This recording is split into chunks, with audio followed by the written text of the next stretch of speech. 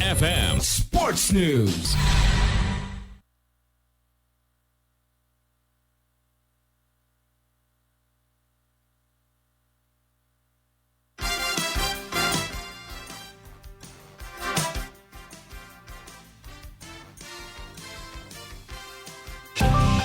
Ang 2026 Palarong Pambansa Updates sa Bombo Radio Philippines. The #1 and most trusted source of news and information.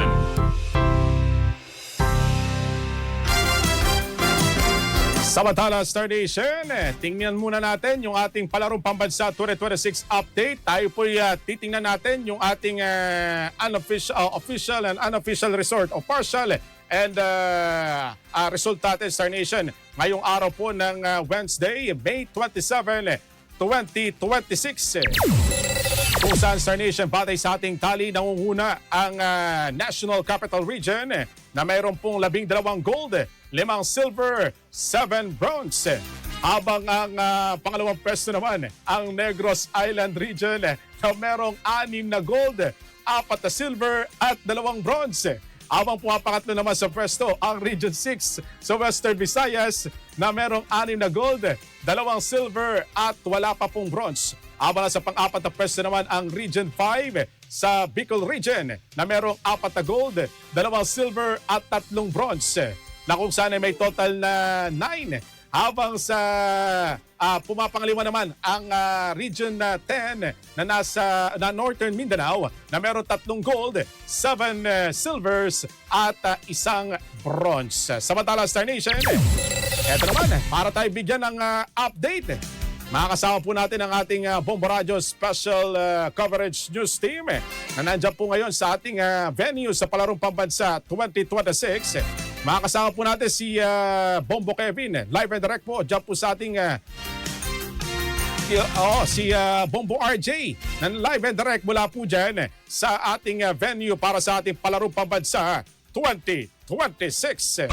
Star FM Live Report. Muling pinatunayan ng 16 years old na swimming prodigy na si Rihanna Chantel Coleman ang kanyang dominasyon sa pool matapos wasakin ang sarili niyang record sa secondary girls 100-meter breaststroke sa nagpapatuloy na Palarong Pambansa 2026 nitong Martes sa Democrito O. Plaza Sports Complex swimming pool. Nirehestro ng pambato ng National Academy of Sports ang kahangahangang oras na 1 minute and 12.99 seconds upang kubrahin ang gintong medalya. Higit na mabilis ito kumpara sa kanyang naunang palaro record na 1 minute and 15.46 seconds na itinalaan niya noong nakaraang taon. Ayon kay Coleman, hindi niya inasahan ang bagong record dahil nitong umaga lang ng kompetisyon, siya unang nakalangoy sa natural pool.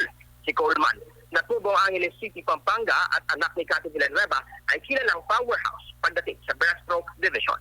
Bit-bit ang kanyang karanasan mula sa mga prestigyosong international na torneo gaya ng Asian Age Group Championship 2023, Southeast Asian Age Group Championships 2022, 2024, 2025 at Asian Youth Games 2025.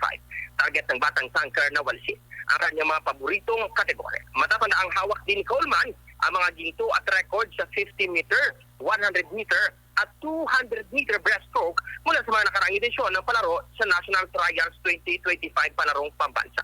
Inaasahang lalong iinit ang aksyon sa pool ngayong araw sa pagpapatuloy ng mga karagdagang laro kung saan sasabak muli si Coleman sa 50-meter butterfly, 50-meter breaststroke at sa relay events upang dagdagan ang kanyang koleksyon ng ginto para sa National Academy of Sports.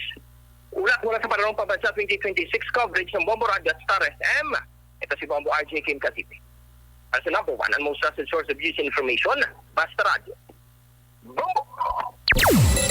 At yan ang pinakahuling kagalapan at highlights mula sa Palarong Pambansa 2026. Patuloy na tumutok sa espesyal na coverage ng Bombo Radio Philippines. The #1 and most trusted source of news and information. Basta Radio Bombo!